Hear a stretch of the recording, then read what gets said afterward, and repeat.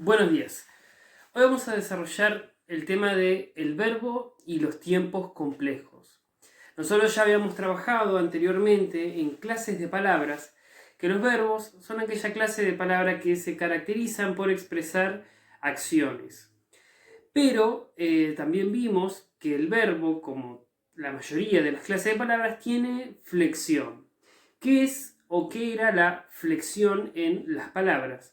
La flexión es todo aquello que en las palabras cambia. Es decir, que si yo tengo, por ejemplo, la palabra camino, ¿sí? De la acción, ¿no es cierto? Yo camino, lo que puedo hacer es cambiarla, transformarla para que concuerde con otro tipo de sujeto. Entonces, yo puedo decir, por ejemplo, yo camino, o puedo decir ellos caminan, o también podría decir yo caminaba, o podría decir yo caminaré.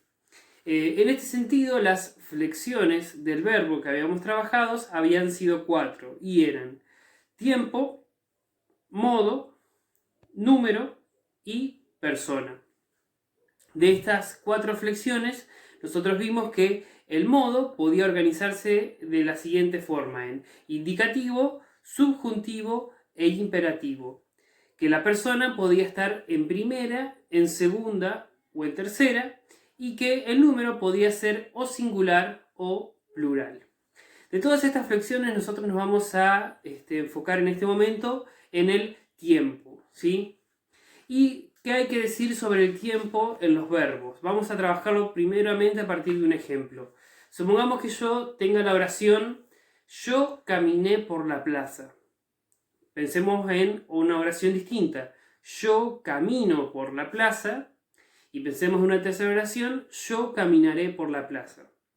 En esas 3 oraciones, básicamente lo que cambia es justamente el tiempo del verbo, ¿sí? Mientras que en la primera yo enunciaba el verbo en pasado, en la segunda oración lo enunciaba en presente y en la tercera oración lo enuncié en futuro.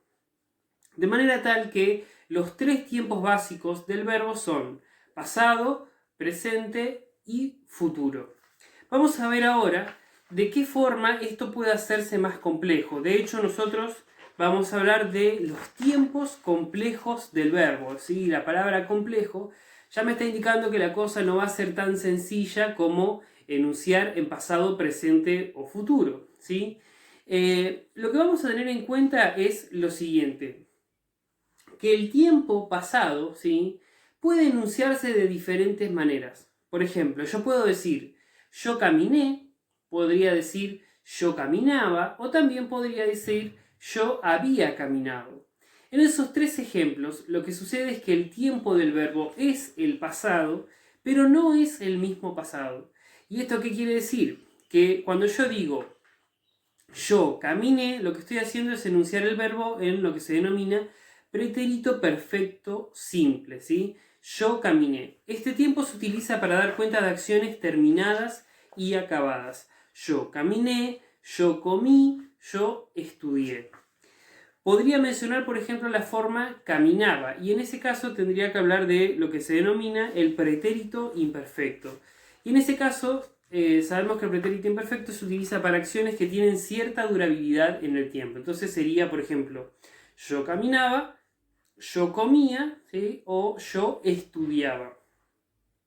Del mismo modo, podríamos mencionar el pretérito pluscuamperfecto, ¿sí?, que se utiliza para mencionar acciones anteriores. Entonces yo podría decir yo había caminado, yo había comido o yo había estudiado, ¿sí? En todos esos casos lo que tenemos es el tiempo del verbo en pasado, pero en diferentes tipos de pasado. De manera tal que la palabra pasado, ¿sí?, nosotros la vamos a enunciar como pretérito. Y este pretérito se va a organizar en esas 3 formas: pretérito perfecto simple, pretérito imperfecto y pretérito pluscuamperfecto. Cada uno de estos tiempos verbales obviamente puede enunciarse, ¿sí?, tanto en la primera, en la segunda o en la tercera persona, tanto del singular como del plural.